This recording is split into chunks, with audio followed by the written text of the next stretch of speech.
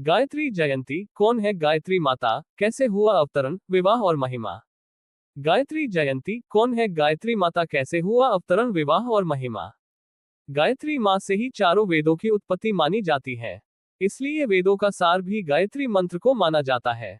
मान्यता है कि चारों वेदों का ज्ञान लेने के बाद जिस पुण्य की प्राप्ति होती है, अकेले गायत्री मंत्र को समझने मात्र से चारों वेदों का ज्ञान मिलता जाता है।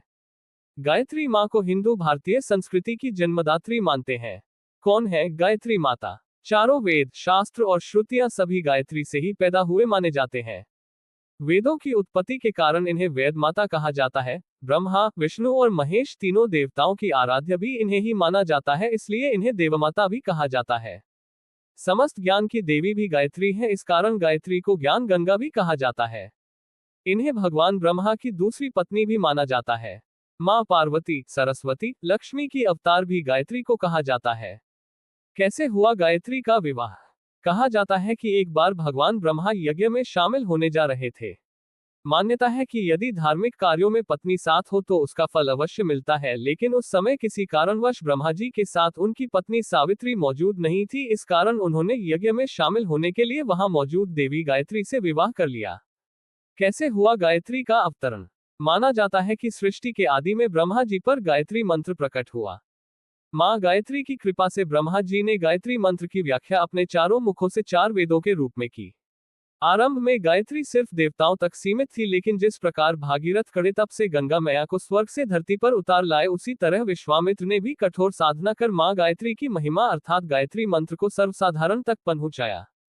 कब मनाई जाती है गायत्री जयंती? गायत्री जयंती की तिथि को लेकर भिन्न भिन्न मत सामने आते हैं।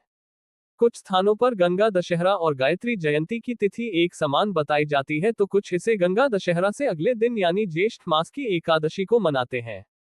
वहीं श्रावण पूर्णिमा को भी गायत्री जयंती के उत्सव को मनाया जाता है। श्रावण पूर्णिमा के दिन गायत्री जयंती को अधिकतर स्थानों पर स्वीकार किया जाता है। ज्येष्ठ शुक्ल दशमी एकादशी को भी मान्यतानुसार गायत्री जयंती मनाई जाती है। गायत्री माता की महिमा। गायत्री की महिमा में प्राचीन भारत के ऋषि मुनियों से लेकर आधुनिक भारत के विचारकों तक अनेक बातें कही हैं। वेद, शास्त्र और पुराण तो गायत्री माँ की महिमा गाते ही हैं। अथर्ववेद में माँ गायत्री को आयु, प्राण, शक्ति, कीर्ति, धन और ब्रह्मतेज प्रदान करने वाली देवी कहा गया है। महाभारत के रचयिता वेद व्यास कहते हैं, गायत्री की महिमा में कहते हैं, जैसे फूलों में शहद, दूध में घी सार रूप में होता है, वैसे ही समस्त वेदों का सार गायत्री है। यदि गायत्री को सिद्ध कर लिया जाए तो ये कामधेनु, इच्छा पूरी करने वाली दैवीय गाय के समान है। जैसे गंगा शरीर के पापों को धोकर तन मन को निर्मल करती है, उसी प्रकार गायत्री रूपी ब्रह्म गंगा से आत्मा पवित्र हो जाती है। गायत्री को सर्वसाधारण तक पहुंचाने वाले विश्वामित्र कहते हैं कि ब्रह्मा जी ने तीनों वेदों का सार 3 चरण वाला गायत्री मंत्र निकाला है। गायत्री से बढ़कर पवित्र करने वाला मंत्र और कोई नहीं है।